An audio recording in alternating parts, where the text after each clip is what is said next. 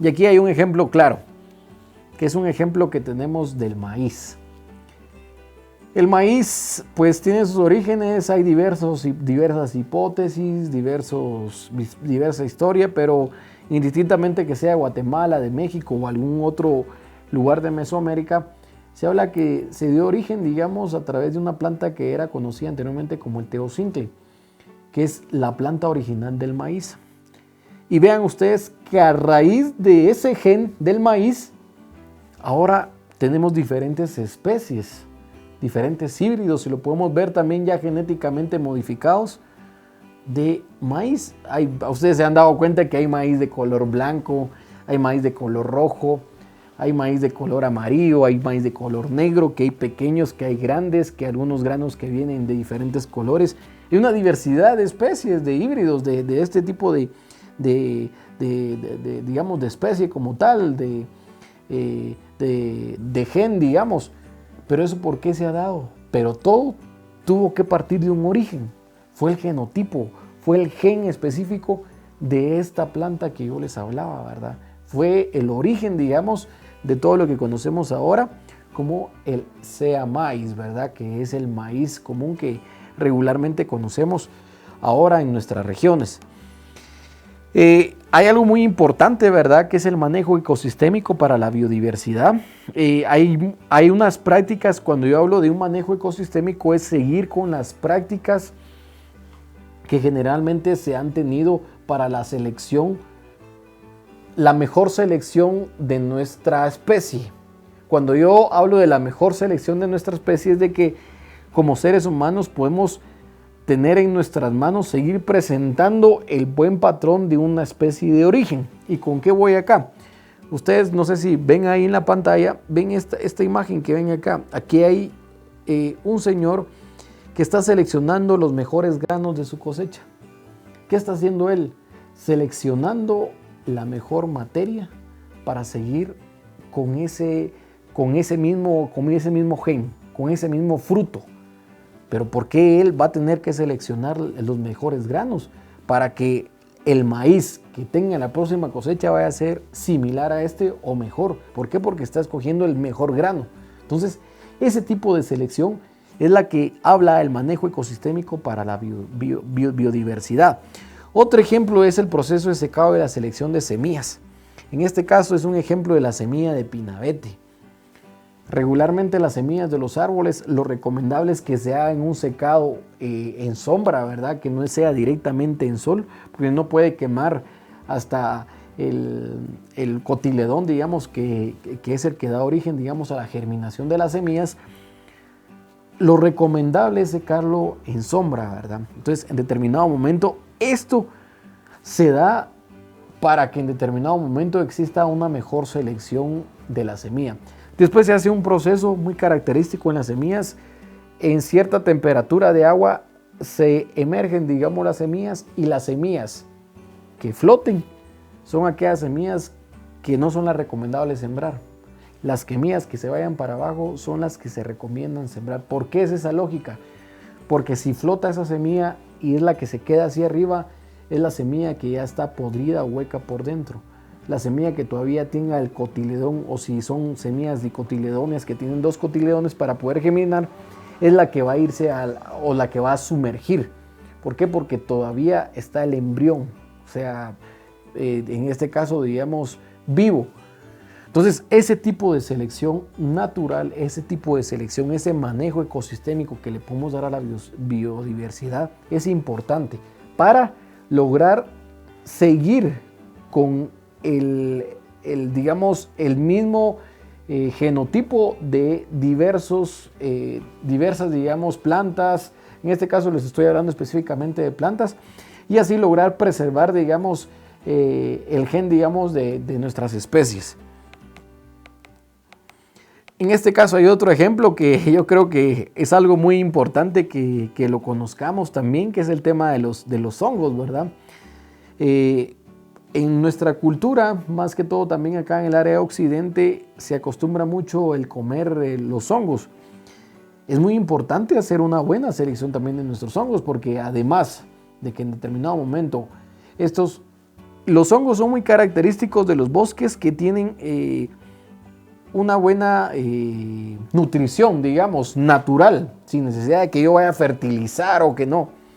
Son bosques muy sanos y que son muy directamente para las mismas plantas, están provocando ellos mismos, están dando mucha nutrición, digamos, a las plantas. Por esa misma razón se desarrollan este tipo de hongos, ¿verdad? Que muchos de estos son comestibles. Si se dan cuenta ustedes, también hay una gran diversidad de hongos acá en nuestras áreas. Hay hongos, los hongos más conocidos es como el hongo de San Juan, que les dicen, ¿verdad? Que es un hongo comestible también, que es el más conocido, ¿verdad? Acá en el área. Pero hay muchos hongos que también son comestibles. ¿Por qué yo me detengo a ponerles este ejemplo?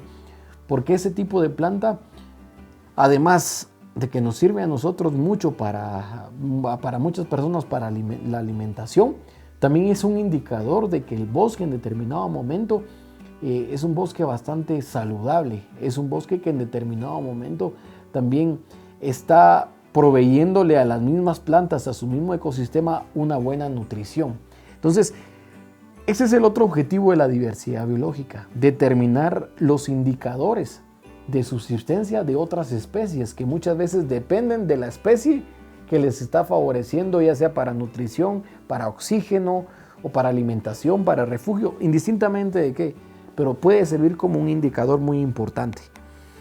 Otros ejemplos que muchas veces, ¿verdad? Nos dejamos por un lado. Fíjense que muchas veces acá en Guatemala, me imagino que dentro de este diplomado también se van a tocar algunos temas de seguridad alimentaria, pero estadísticamente somos uno de los países que sufrimos, digamos, con el tema de la desnutrición aguda, desnutrición crónica. No es mi expertise, les soy honesto, pero sí por lo menos en lo que uno escucha, en lo que uno lee, puede determinar que Guatemala es uno de los países que sufre más de este tipo de dolencias, ¿verdad? Pero también es uno de los países más ricos en diversidad biológica. Y cuando yo hablo de diversidad biológica, hablo de una diversidad de vida, diversidad de plantas, diversidad de formas de subsistir. Y dentro de esas formas de subsistir encontramos también estas plantas tanto nutritivas como plantas medicinales, ¿verdad? Dentro de estas plantas nutritivas nosotros tenemos acá en nuestras áreas el chipilín que conocemos, la hierba mora, el quilete, que son plantas que en determinado momento, el amaranto, que muchas veces también se come, la chaya, son plantas que son ricas en diferentes nutrimentos y que en determinado momento pueden ir también generando mecanismos de alimentación para nuestros niños, para nuestras comunidades, y que regularmente a veces solo vemos, vamos a hacer un caldito de macuy, un caldito de quilete, un caldito de hierba mora, pero muchas veces existen otras formas también de poder hacerlo, ¿verdad? Y créanme ustedes que en las expoferias de plantas nutricionales y todo, se ven muchas formas increíbles de cómo hacer ese tipo de plantas en galletas, que en atoles, y al final, digamos, son plantas medicinales, plantas nutritivas, que van a fortalecer muchas veces nuestro mismo organismo, ¿verdad? Entonces, existe, digamos, dentro del mismo bosque, de los mismos ecosistemas, diversos tipos de plantas. También tengo este otro ejemplo, que es otra planta, ¿verdad?, que se ha utilizado históricamente más que todo, digamos, en nuestras comunidades, que es el apazote, que es una planta que sirve muchas veces para curar digamos, problemas intestinales, dolencias, digamos, del estómago. Y las encontramos muchas veces en el bosque. Muchas veces a nosotros de niños bien nos recordamos que el apazote en las aceras, ¿verdad? Y cuando crecía un montecito, crecía también el apazote, ¿verdad? Y definitivamente son plantas que al final tienen también su grado de composición medicinal. Son plantas que tienen digamos, ciertos componentes organolépticos que al final pueden servirnos para poder ir reduciendo, digamos, cierta enfermedad, ciertas bacterias, ciertos virus dentro de nosotros. Y podemos encontrar ahora una diversidad, ustedes, de situaciones. Yo creo que la dinámica aquí en los diplomados es de que en determinado momento vayamos también nosotros siendo, interactuando. Voy a hacer una dinámica al final de esta sesión. Les voy a dejar una pregunta y cuando sea el momento de la discusión y todo, voy a ver en los comentarios quién le atina a la pregunta que yo les vaya a hacer y les voy a dar un libro. El libro trae un tomo de las diferentes plantas nutritivas y medicinales de Guatemala. Fue escrito por el doctor César Azurdia. Tengo todavía un tomo ahí disponible y el que me conteste esa pregunta se va a ganar ese tomo, ¿verdad? Entonces, definitivamente pongámosle mucha atención a esta sesión. La persona que conteste esa pregunta al final de la sesión, pues se le irá, o sea, vamos a ver cómo se le hace llegar esta literatura que, como les digo, es muy, muy bonita, muy interesante, de plantas nutricionales de Guatemala, las más importantes y que tiene información prácticamente de manera oficial, información también recabada dentro del territorio guatemalteco. Entonces, prácticamente la diversidad biológica, como les digo, también nos ayuda a nosotros como seres humanos, o sea, a podernos nutrir, a podernos curar, y es algo que hemos dejado por un lado desde hace mucho tiempo.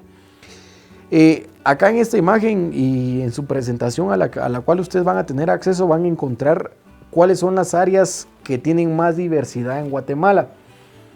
Y esta es una relación muy importante, por eso yo en primer lugar toqué el tema de áreas protegidas anteriormente. Van a darse cuenta que en esta imagen la relación directa, área protegida, calidad de diversidad biológica, es una tendencia bien marcada. Cuando vemos ahí, es que aquí es un área que es rica en diversidad biológica y nosotros ponemos ahí un mapa de áreas protegidas, casa exactamente que en determinado momento pueda haber un área protegida ahí. Obviamente hay algunos casos que tal vez no existan áreas protegidas, pero en la mayoría van a darse cuenta ustedes que entre más diversidad biológica también hay mayor conservación de estas áreas, ¿verdad? Guatemala, como yo les decía, es un país megadiverso, fue un país megadiverso reconocido a través de varias convenciones a nivel internacional. ¿Por qué? Porque se refiere que es un lugar que en el territorio tiene bastante especies vivas de diversos reinos, ¿verdad? De reino vegetal, reino animal, de reino protozoario, o sea, toda la diversidad, digamos, de vida que puede existir en el territorio. Por esa misma razón, Guatemala es reconocido como un país megadiverso. Aquí, digamos, en esta imagen también está representada cuáles son los países que tienen más diversidad biológica. Y se dan cuenta ustedes, los países con un color así como rojo, anaranjado, son los que tienen más diversidad. Y dense cuenta ustedes, la mayor parte acá del área de Centroamérica es rica en diversidad biológica. El continente mesoamericano es rica en diversidad biológica. Por eso ustedes vean literatura de medicina etnobotánica y ustedes van a encontrar ahí que muchos de los orígenes de recetas de medicina curativa, de medicina, ha sido en todo este territorio de Mesoamérica. Desde las partes, digamos, de Norteamérica, que conocemos algunas colinas de Estados Unidos, a todas las áreas, digamos, de América, ¿verdad? De Sudamérica, y por esa misma razón, como les repito, ¿verdad? Es importante reconocer que estamos en un país megadiverso y todas estas regiones son reconocidas también como países megadiversos, ¿verdad?